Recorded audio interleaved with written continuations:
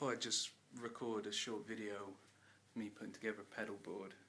I've got my old pedal board here, and it's kind of a spy case.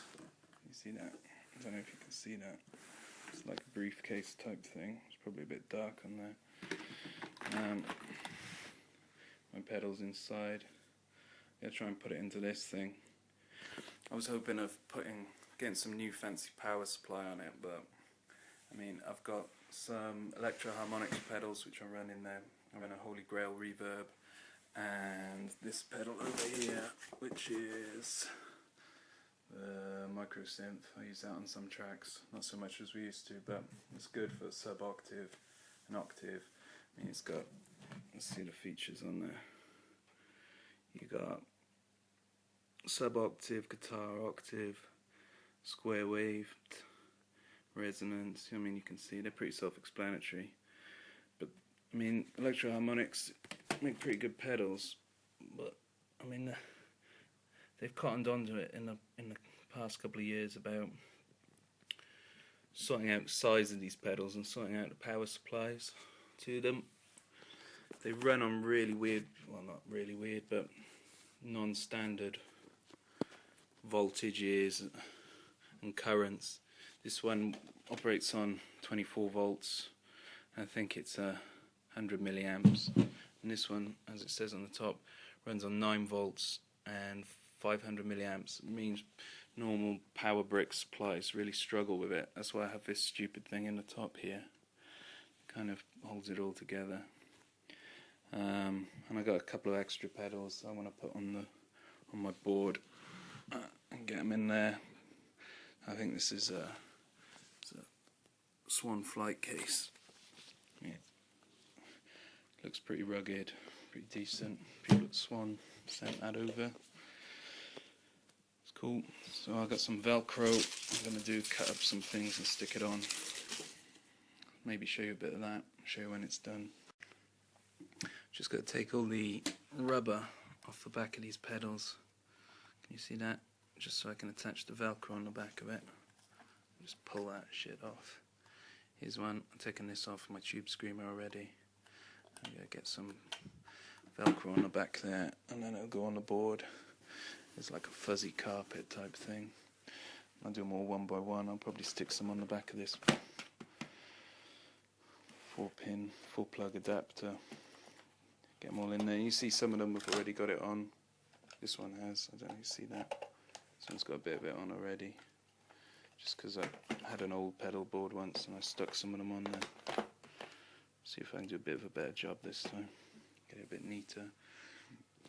Got some new patch cables on order as well.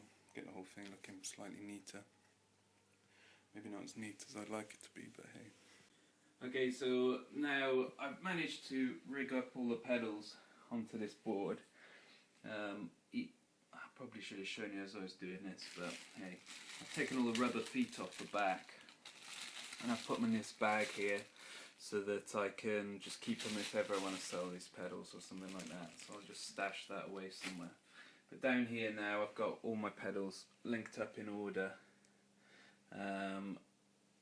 I've got compressor into my micro synth, into my Mojo hand, which is a copy of a Big Muff, Civil Warrior Big Muff, straightforward TS9 tube screamer, into an old Super Chorus sound tank. Ibanez, cheap and nasty, but I really like the sound that this gives, great.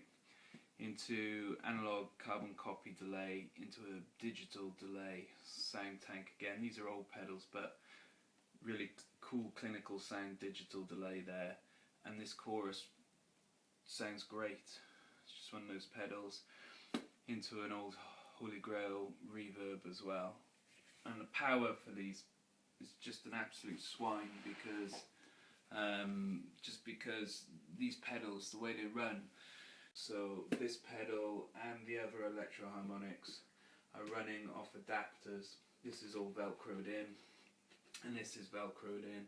At the moment everything's got power in here. The only thing that hasn't got power, because I run out of inputs, I'll just put another adapter in there probably just to run this single one off. you probably notice as well that I've got here, I've got a modulation lined up in front of some distortions. Probably not the best way to do it, but I just love the way it sounds. The micro synth pushes the front end of these two pedals really, really hard, and it just growls. There's loads of sub bass when it comes through that way, so it just sounds great. I've tried it the other way around and it just sounds really thin when they're on together.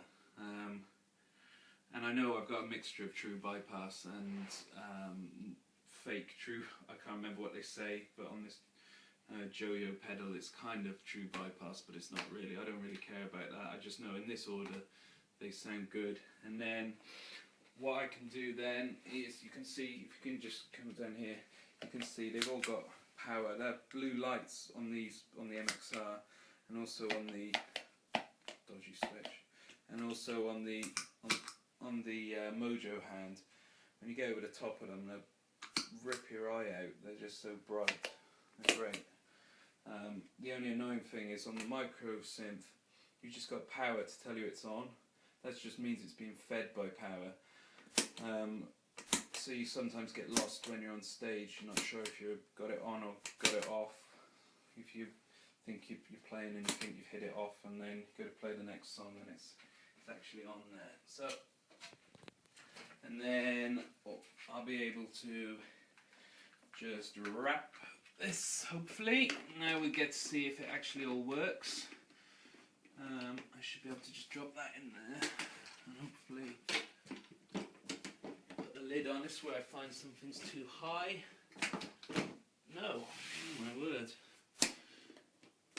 And in on there.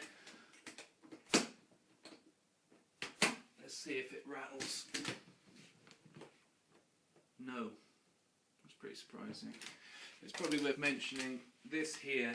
I got old set list of my old band, playing us some songs there. Broken Sleep, check them out. Splinter, Wound Blues, Rising Tide, The Mighty Preaching to Stones. Still on the internet, that one, so you can check that out.